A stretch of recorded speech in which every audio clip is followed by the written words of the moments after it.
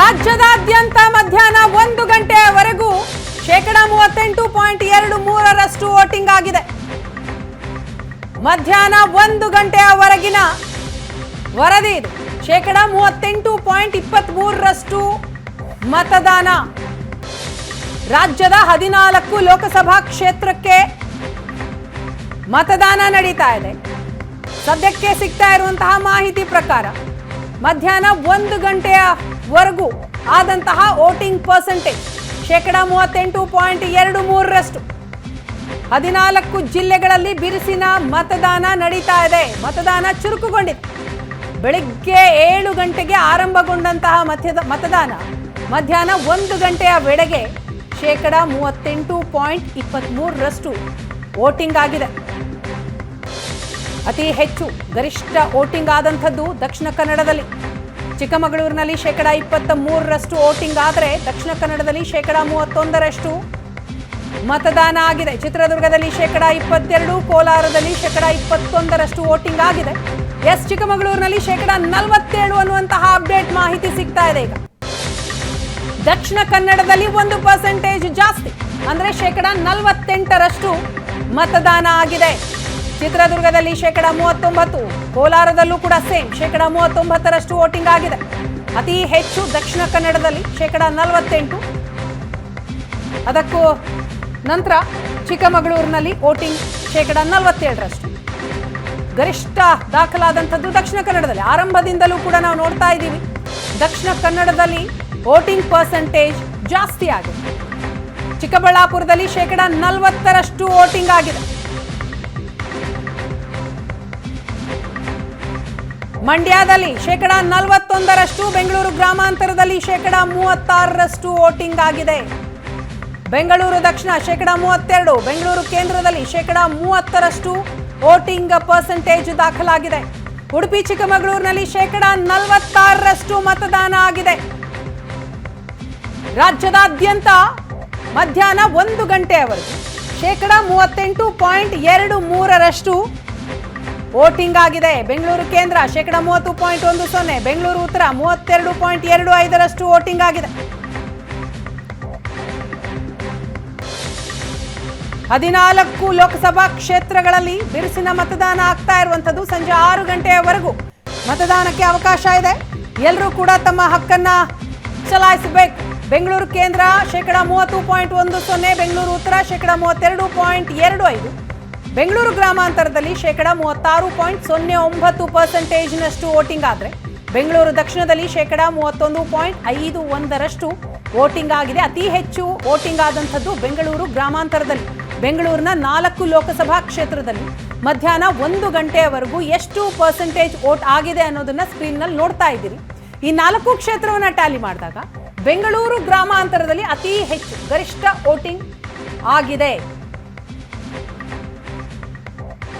ಚಾಮರಾಜನಗರದಲ್ಲಿ 39.57% ವೋಟಿಂಗ್ ಆಗಿದೆ. ನಿಮ್ಮ ಮನೇಲಿ ಸ್ಟಾಫ್ ಎಲ್ಲ ಇದ್ದರೆ ಅವ್ರು ಬೇರೆ ಬೇರೆ ಅವ್ರಿಗೂ ಒಂದು ಸ್ವಲ್ಪ ಟೈಮ್ ಕೊಡಿ, ಬಿಡುವು ಕೊಡಿ, ಹೋಗಿ ವೋಟ್ ಮಾಡಿಬಿಟ್ಟು ಬರಲಿ ಅಂತ. ಆ ಒಂದು ಕರ್ತವ್ಯ ಅನ್ನೋದು ನಮಗೆ ಗೊತ್ತಿರಬೇಕು. ಅಂದರೆ ನಾವು ಮಾಡಬೇಕು ಅನ್ನೋ ಒಂದು ಇರಬೇಕು. We want a better future for our nation. So ಬನ್ನಿ, ನಿಮ್ಮ ಹಕ್ಕದು. ಅದೇ ಮ್ಯಾಮ್, ಪ್ರತಿ ಬಾರಿ ಕೇಳೋದು ಚೇಂಜ್ ಮಾಡಿಸ್ಕೊಂಡಿಲ್ಲ ಏನಕ್ಕೆ ಅಂತ.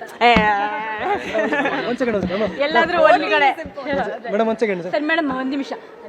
ಅದೇ ಎಲ್ರಿಗೂ ಪ್ರಶ್ನೆ, ಯಾವಾಗ ನೀವು ಕಮ್ ಬ್ಯಾಕ್ ಆಗ್ತೀರಾ ಅಂತ. ನೋಡೋಣ, ಅದ್ರ ಬಗ್ಗೆ ಇನ್ನೂ ನಾನು ಯೋಚನೆ ಮಾಡಿಲ್ಲ. ಸೊ ನೋಡೋಣ, ಆದಷ್ಟು ಬೇಗ. ಅದ್ರ ಬಗ್ಗೆ ಯೋಚನೆ ಮಾಡಿಲ್ಲ. ಇಲ್ಲ, ಥ್ಯಾಂಕ್ ಯು ಮ್ಯಾಮ್. ಇದು ನಟಿ ರಾಧಿಕಾ ಪಂಡಿತ್ ಅವರ ಮಾತು. ಅವರು ಬಂದು ತಮ್ಮ ಹಕ್ಕನ್ನ ಚಲಾಯಿಸಿದ್ದಾರೆ. ಯಶ್ ಅವರ ಪತ್ನಿ ರಾಧಿಕಾ ಪಂಡಿತ್ ಎಲ್ಲರೂ ಬಂದು ವೋಟ್ ಮಾಡಿ ಅನ್ನುವಂತಹ ಮೆಸೇಜನ್ನು ಪ್ರತಿಯೊಬ್ಬರೂ ಕೂಡ ಕೊಡ್ತಾ ಇದ್ದಾರೆ. ಈಗ ವೋಟಿಂಗ್ ಪರ್ಸೆಂಟೇಜ್ ಎಲ್ಲೆಲ್ಲಿ ಎಷ್ಟು ವೋಟಿಂಗ್ ಆಗಿದೆ ಮಧ್ಯಾಹ್ನ 1 ಗಂಟೆಯವರೆಗೂ ಅನ್ನೋದನ್ನು ನಾವು ನೋಡ್ತಾ ಇದ್ದೀವಿ. ರಾಜ್ಯದಾದ್ಯಂತ ಒಟ್ಟು 14 ಲೋಕಸಭಾ ಕ್ಷೇತ್ರದಲ್ಲಿ ಮಧ್ಯಾಹ್ನ 1 ಗಂಟೆಯ ವೇಳೆಗೆ 38.23% ವೋಟಿಂಗ್ ಆಗಿರುವಂಥದ್ದು. ಚಿಕ್ಕಮಗಳೂರಿನಲ್ಲಿ 47% ವೋಟಿಂಗ್ ಆಗಿದೆ. ಮಂಡ್ಯದಲ್ಲಿ 41%, ಬೆಂಗಳೂರು ಗ್ರಾಮಾಂತರದಲ್ಲಿ 36%. ಬೆಂಗಳೂರಿನಲ್ಲಿ 4 ಲೋಕಸಭಾ ಕ್ಷೇತ್ರಗಳು ಬರುತ್ತೆ. ಅದರಲ್ಲಿ ಅತಿ ಹೆಚ್ಚು ವೋಟಿಂಗ್ ಆದಂಥದ್ದು ಬೆಂಗಳೂರು ಗ್ರಾಮಾಂತರದಲ್ಲಿ. ಪ್ರತಿ ಬಾರಿಯೂ ಕೂಡ ಬೆಂಗಳೂರು ಗ್ರಾಮಾಂತರದಲ್ಲಿಯೇ ವೋಟಿಂಗ್ ಪರ್ಸೆಂಟೇಜ್ ಜಾಸ್ತಿ ಇರುತ್ತೆ ನಗರ ಪ್ರದೇಶದ ವೋಟಿಂಗನ್ನು ಕಂಪೇರ್ ಮಾಡಿದಂತಹ ಸಂದರ್ಭದಲ್ಲಿ. ತುಮಕೂರಿನಲ್ಲಿ 41.91% ವೋಟಿಂಗ್ ಆಗಿದ್ರೆ ಉಡುಪಿ ಚಿಕ್ಕಮಗಳೂರಿನಲ್ಲಿ 46% ವೋಟಿಂಗ್ ಆಗಿದೆ, 46.43%. ಮಂಡ್ಯದಲ್ಲಿ 40.70%, ಇನ್ನು ಮೈಸೂರಿನಲ್ಲಿ 41.58% ವೋಟಿಂಗ್ ಆಗಿದೆ. ಉಡುಪಿ ಚಿಕ್ಕಮಗಳೂರಿನಲ್ಲಿ ಅತಿ ಹೆಚ್ಚು ವೋಟಿಂಗ್ ಪರ್ಸೆಂಟೇಜ್ ಆಗಿರೋದನ್ನ ನಾವು ಗಮನಿಸ್ತಾ ಇದ್ದೀವಿ. ಇನ್ನು ಬೆಂಗಳೂರಿನ ಚಿತ್ರಣವನ್ನು ಕೂಡ ನೀವು ನೋಡ್ತಾ ಇದ್ದೀರಿ. ಮಧ್ಯಾಹ್ನ 1 ಗಂಟೆಯ ವೇಳೆಗೆ ಅತಿ ಹೆಚ್ಚು ವೋಟಿಂಗ್ ಆದಂಥದ್ದು ಬೆಂಗಳೂರು ಗ್ರಾಮಾಂತರದಲ್ಲಿ. ನಂತರದ ಸ್ಥಾನ ಬೆಂಗಳೂರು ಉತ್ತರ. ಥರ್ಡ್ ಪ್ಲೇಸ್ ಇರುವಂಥದ್ದು ಬೆಂಗಳೂರು ದಕ್ಷಿಣ, ಬೆಂಗಳೂರು ಸೌತ್. 31% ವೋಟಿಂಗ್ ಅಲ್ಲಾಗಿದೆ. ಈ ಬಗ್ಗೆ ಮಾಹಿತಿಯನ್ನು ಪಡೆದುಕೊಳ್ಳೋಣ. ನಮ್ಮ ಹಿರಿಯ ಪ್ರತಿನಿಧಿ ಆನಂದ ಬೈದನಮನೆ ಇದೀಗ ನಮ್ಮ ಜೊತೆ ಸಂಪರ್ಕದಲ್ಲಿದ್ದಾರೆ. ಆನಂದ, ಬೆಳಿಗ್ಗೆ 7 ಗಂಟೆಗೆ ಆರಂಭಗೊಂಡಂತಹ ಮತದಾನ ಈಗ 1:15 ಆಗ್ತಾ ಇದೆ. ಸೊ 1 ಗಂಟೆಯವರೆಗೂ ಎಷ್ಟು ಪರ್ಸೆಂಟೇಜ್ ವೋಟಿಂಗ್ ದಾಖಲಾಗಿದೆ? ಏನು ಅಪ್ಡೇಟ್ ಸಿಗ್ತಾ ಇದೆ 14 ಲೋಕಸಭಾ ಕ್ಷೇತ್ರದಿಂದ? ವೀಣಾ, ಮಧ್ಯಾಹ್ನ 1 ಗಂಟೆವರೆಗೆ ಇದುವರೆ ಆಗಿರ್ತಕ್ಕಂಥ ಒಟ್ಟು ಮತದಾನ 38.23% ಮಾತ್ರ. ಅಂದರೆ ಕರ್ನಾಟಕದಲ್ಲಿ ಇನ್ನೂ ಹೆಚ್ಚಿನ ಮತದಾನ ಆಗಬೇಕಾಗಿತ್ತು. ಕಳೆದ ಬಾರಿಗೆ ಹೋಲಿಸಿದರೆ ಮಧ್ಯಾಹ್ನದ ನಂತರದಲ್ಲಿ ಒಂದಷ್ಟು ಚುರುಕು ಆಗ್ಬೋದು ಅಂತಕ್ಕಂಥ ನಿರೀಕ್ಷೆಗಳಿದೆ. ಅದರಲ್ಲೂ ಭಾಳ ಪ್ರಮುಖವಾಗಿ ಉಡುಪಿ ಚಿಕ್ಕಮಗಳೂರಲ್ಲಿ 46.43% ಮತದಾನ ಆಗಿರ್ತಕ್ಕಂಥದ್ದು ಭಾಳ ವಿಶೇಷ ಅನಿಸ್ತಾ ಇದೆ. ಜೊತೆಗೆ ದಕ್ಷಿಣ ಕನ್ನಡ ಕ್ಷೇತ್ರದಲ್ಲಿ 48.10% ಮತದಾನ ಆಗಿದೆ.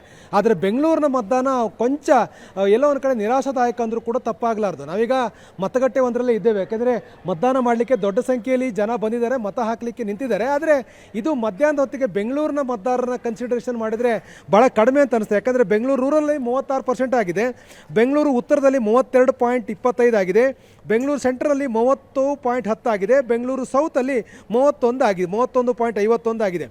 ಅಪ್ರಾಕ್ಸಿಮೇಟ್ 30% ಮತದಾನ ಮಾತ್ರ ಆಗಿರ್ತಕ್ಕಂಥ ಬೆಂಗಳೂರಿನಲ್ಲಿ. ಇನ್ನೂ 70% ಮತದಾನ ಆಗಬೇಕಾಗಿದೆ. ಅಂದರೆ ಈಗ ಮಧ್ಯಾಹ್ನ 1 ಗಂಟೆಗೆ ಬಂದಿರತಕ್ಕಂಥ ಅಪ್ಡೇಟ್ಗಳ ಪ್ರಕಾರ ಗಮನಿಸ್ತಾ ಇದ್ದರೆ ಓವರಾಲ್ 38.23 ಇಡೀ ರಾಜ್ಯದಲ್ಲಿ ಆಗಿದ್ದರೆ ಬೆಂಗಳೂರಲ್ಲಿ ಸುಮಾರು 30% ಮಾತ್ರ ಮತದಾನ ಆಗಿರ್ತಕ್ಕಂಥದ್ದು. ಇವನ್ನು ಗಮನಿಸ್ತಾ ಇದ್ದರೆ ಇನ್ನೂ ಹೆಚ್ಚಿನ ಸಂಖ್ಯೆಯಲ್ಲಿ ಮತದಾನ ಆಗಬೇಕಾಗಿರ್ತಕ್ಕಂಥ ಅನಿವಾರ್ಯತೆ ಇದೆ. ಬೆಂಗಳೂರಿನಲ್ಲಿ ರಾಜ್ಯ ರಾಜಕಾರಣ, ರಾಷ್ಟ್ರ ರಾಜಕಾರಣದ ಬಗ್ಗೆ ಎಲ್ಲರೂ ಕೂಡ ಚರ್ಚೆ ಮಾಡ್ತಾರೆ. ರಾಜಕೀಯ ನಾಯಕರ ಬಗ್ಗೆ ತಮ್ಮದೇ ಆಗಿರ್ತಕ್ಕಂಥ ಒಲವು ನಿಲುವುಗಳನ್ನು ವ್ಯಕ್ತಪಡಿಸ್ತಾರೆ.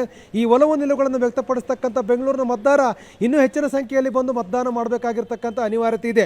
ಆದರೆ ಆಗಿರ್ತಕ್ಕಂಥ ಓವರಾಲ್ 30% ಮಾತ್ರ ಬೆಂಗಳೂರಲ್ಲಿ ಆಗಿದೆ ಅಂತಕ್ಕಂಥ ಗಮನಿಸ್ತಾ ಇದ್ರೆ ಇನ್ನೂ ಹೆಚ್ಚಿನ ಸಂಖ್ಯೆಯಲ್ಲಿ ಮತದಾನ ಆಗಬೇಕು. ಯಾಕೆಂದರೆ ಕಳೆದ ಬಾರಿ 65% ಅಷ್ಟಿಗೆ ಕಟ್ ಆಫ್ ಆಗಿತ್ತು. ಹಾಗಾಗಿ ಈ ಬಾರಿಯೂ ಕೂಡ ಆ ಒಂದು ಪ್ರಮಾಣವನ್ನು ಏರಿಕೆ ಮಾಡಬೇಕು ಅಂತೇಳಿ ದೊಡ್ಡ ಪ್ರಮಾಣದಲ್ಲಿ ಚುನಾವಣಾ ಆಯೋಗ ಪ್ರಯತ್ನವನ್ನು ಮಾಡ್ತಾ ಇರುತ್ತೆ.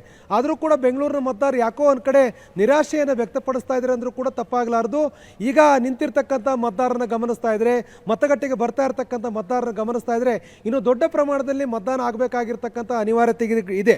ಯಾಕೆಂದರೆ ಸರತಿಯ ಸಾಲಲ್ಲಿ ನಿಂತು ಮತದಾನ ಮಾಡಬೇಕಾಗಿರ್ತಕ್ಕಂಥ ರಾಜಧಾನಿ ಬೆಂಗಳೂರಿನಲ್ಲಿ ಎಲ್ಲೋ ಒಂದು ಕಡೆ 30-31% ಅಷ್ಟೇ ಮತದಾನ ಮಧ್ಯಾಹ್ನದವರೆಗೆ ಆಗಿರ್ತಕ್ಕಂಥದ್ದು. ಈಗ ಬಾಕಿ ಉಳಿದಿರ್ತಕ್ಕಂಥ ಅವಧಿಯಲ್ಲಾದರೂ ಕೂಡ ಹೆಚ್ಚಿನ ಸಂಖ್ಯೆಯಲ್ಲಿ ಮತದಾರರು ಬಂದು ವೋಟ್ ಹಾಕ್ತಾರೆ ಅನ್ನೋದನ್ನು ಕಾದು ನೋಡಬೇಕು. ಯಾಕೆಂದರೆ ಚುನಾವಣಾ ಆಯೋಗ ಎಲ್ಲ ರೀತಿಯ ಪ್ರಯತ್ನಗಳನ್ನು ಕೂಡ ಮಾಡುತ್ತೆ. ಬೇರೆ ಬೇರೆ ಸ್ವರೂಪದಲ್ಲಿ ಮತದಾರರನ್ನ ಕರೆದುಕೊಂಡು ಬರಲಿಕ್ಕೆ ಪ್ರಯತ್ನವನ್ನು ಮಾಡುತ್ತೆ, ಫೆಸಿಲಿಟಿಗಳನ್ನು ಕೊಡುತ್ತೆ. ಬಹಳ ಪ್ರಮುಖವಾಗಿ ಬಿಸಿಲು ಅನ್ನೋ ಕಾರಣಕ್ಕಾಗಿ ಈ ಬಾರಿ ಆಂಬ್ಯುಲೆನ್ಸ್ ವ್ಯವಸ್ಥೆನೂ ಕೂಡ ಮಾಡಲಾಗಿದೆ. ಯಾರಾದರೂ ಕೂಡ ಮತದಾನಕ್ಕೆ ಬಂದ ಸಂದರ್ಭದಲ್ಲಿ ಅವರಿಗೇನಾದರೂ ಸಮಸ್ಯೆ ಆದರೆ, ಆರೋಗ್ಯ ಸಮಸ್ಯೆ ಆದರೆ ಅದನ್ನು ಕೂಡ ನೋಡಲಿಕ್ಕೆ ತುರ್ತು ಸೇವೆಗಳನ್ನು ಕೂಡ ಚುನಾವಣಾ ಆಯೋಗ ಈ ಬಾರಿ ಮಾಡಿದೆ.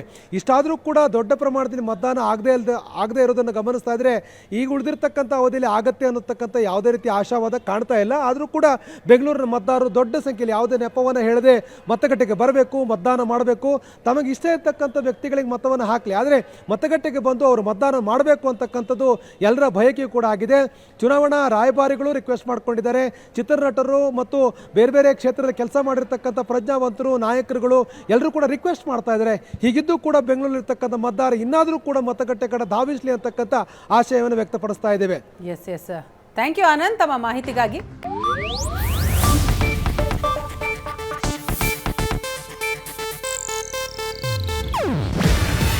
ಇದು ಏಷ್ಯಾನೆಟ್ ನ್ಯೂಸ್ ನೆಟ್ವರ್ಕ್ ಪ್ರಸ್ತುತಿ. ನೀವು ನೋಡ್ತಿದ್ದೀರಾ ಏಷ್ಯಾನೆಟ್ ಸುವರ್ಣ ನ್ಯೂಸ್.